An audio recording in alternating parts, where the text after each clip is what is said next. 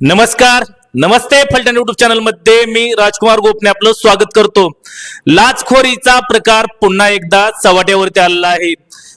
सोलापूर जिल्ह्यातील माळशिरस तालुक्यात गेल्या 8 दिवसात 2 लाच प्रकरणात कारवाया झालेल्या आहेत. मागील आठवडाभरापूर्वी मोरोची येथील ग्रामसेविकेच्या विरोधात कारवाई झाल्यानंतर पुन्हा एकदा पंचायत समितीच्या वरिष्ठ सहाय्यक लाचलुचपत च्या जाळ्यात अडकलेला आहे. माळशिरस पंचायत समितीमधील वरिष्ठ सहाय्यक सुंदरराव नागटिळक वय 56 यांना सोमवारी 5,000 रुपयांची लाच घेताना पुणे येथील लाचलुचपत प्रतिबंधक विभागाने रंगेहात पकडले आहे. याबाबत अधिक मिळालेली माहिती अशी की तक्रारदार यांनी धर्मपुरी तालुका माळशिरस येथे सभा मंडपाचे काम केले आहे. या कामाचे सोलापूर कार्यालयाकडे दाखल केलेले बिल माळशिरस पंचायत समिती कार्यालयाकडे आले.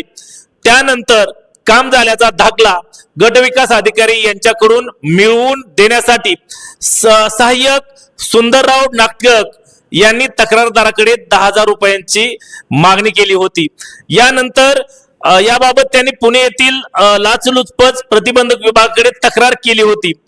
सोमवारी पंचायत समिती कार्यालयात दुपारी 2च्या सुमारास तडजोडी अंतर्गत दाखला देण्यासाठी 5,000ची लाच रक्कम देताना या ठिकाणी कारवाई करण्यात आली आणि यामध्ये नागटिळक यांना लाचलुचपत प्रतिबंधक विभागाने रंगेहात पकडले.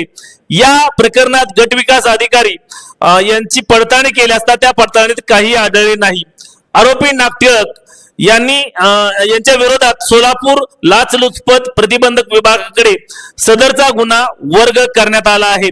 सदरची कारवाई ही पुणे लाचलुचपत प्रतिबंधक विभागाचे पोलीस निरीक्षक Khanderao Ranjave, ladies police constable Makar, police constable Taware, Kumkar व चालक देवेकर यांनी केले आहे.